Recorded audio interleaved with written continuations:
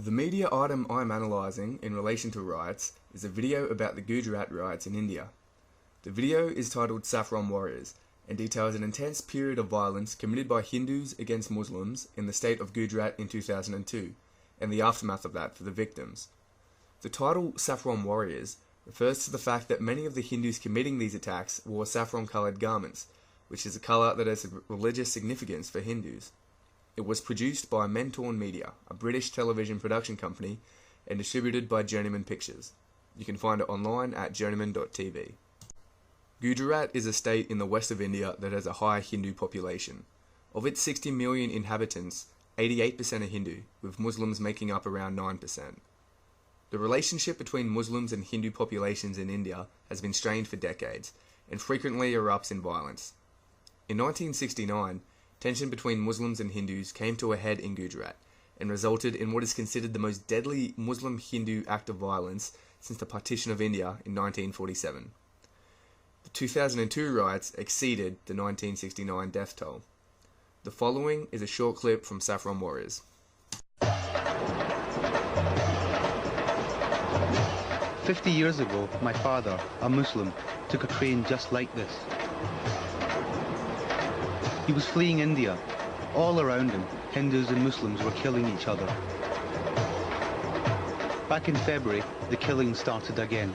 We're travelling northwest from Bombay up to a place called Godhra, which is where 58 pilgrims, Hindu pilgrims, were killed when a train was attacked. The pilgrims were burned alive. A Muslim mob attacked the train. Revenge followed. Hindu gangs killed hundreds of Muslims throughout the state of Gujarat. In India, extreme Hindu nationalism is on the march.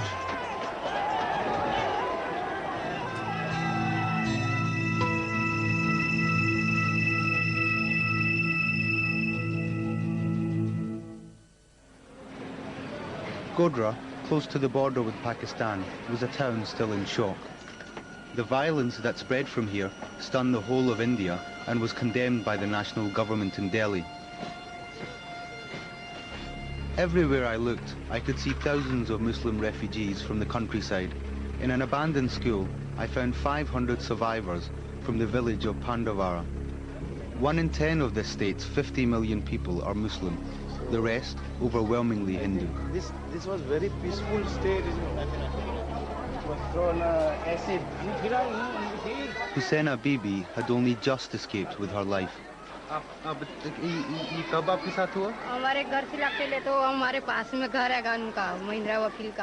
There was a mob after her, her and her relatives, and they sought refuge in a Muslim lawyer's house. And the mob managed to surround the house, and they actually climbed on top of the building. They threw in some acid into the room over her and over some of her friends, and then set fire. So that's how she got her injuries.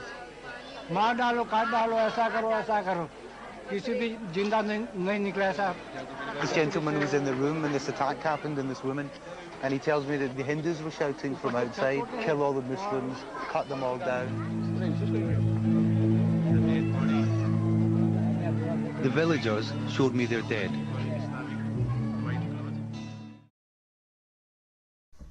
As mentioned in the video, the catalyst for violence was an attack on a train full of Hindu pilgrims, which left 58 dead. This escalated into an intense 3-day period of heavy rioting, which was followed by intermittent acts of violence for a further 3 months. So, what are riots? Riots are a form of civil disorder, where a group of people gather in public and engage in violent actions. This normally takes the form of looting and destruction of public property. This can be targeted towards the police, other groups of people, or have no target, and be an act of frustration. Riots are common and well documented enough that we are familiar with their structure and their general properties. The main variance between riots is their cause.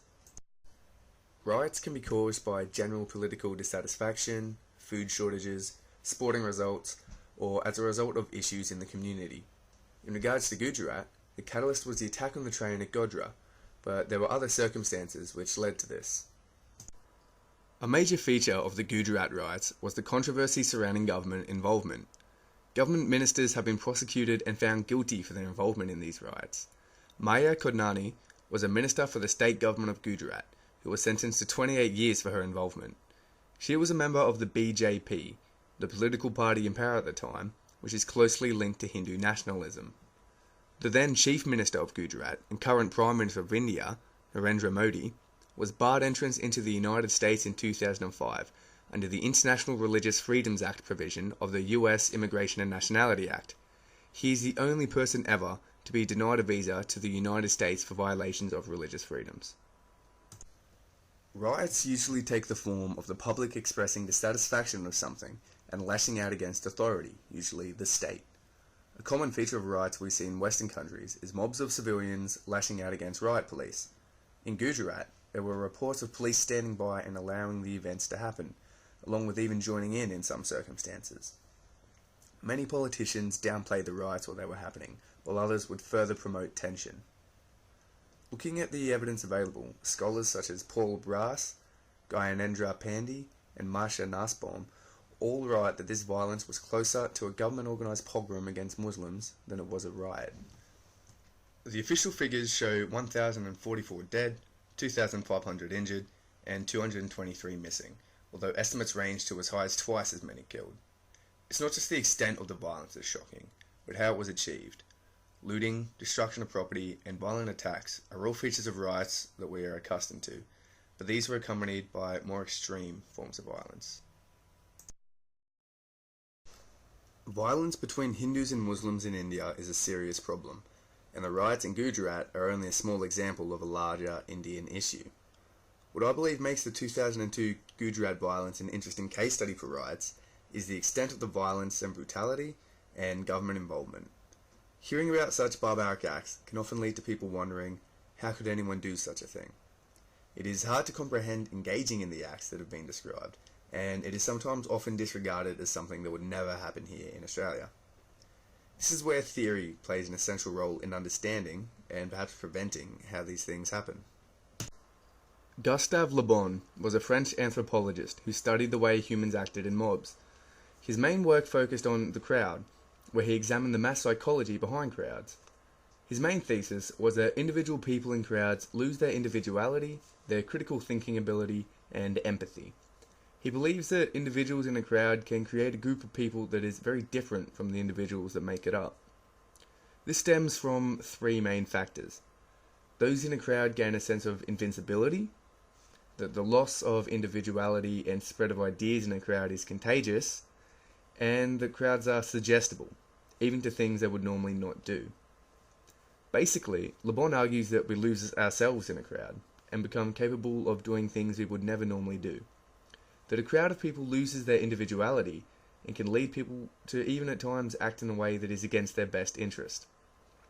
While not a justification or a reason, I believe this theory does give us some insight into what contributes to an individual acting this way.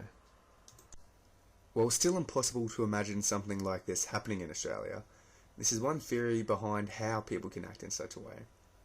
The second interesting factor of the Gujarat riots is looking at riots as a political tool. As mentioned earlier, riots normally take the form of a small group of people against the state. It is a tool in the arsenal of social movements. In this case, while the violence had all the characteristics of riots, the power relationships between groups made it something different. It wasn't a minority group lashing out against the state. It was the state aiding the public in eliminating a minority group. I feel that this makes the Gujarat riots a unique example of a riot. On the surface, it appears to be an eruption of tensions between religious groups, but the reality is that it may have been manufactured, or at least permitted, by the state government as a form of ethnic cleansing.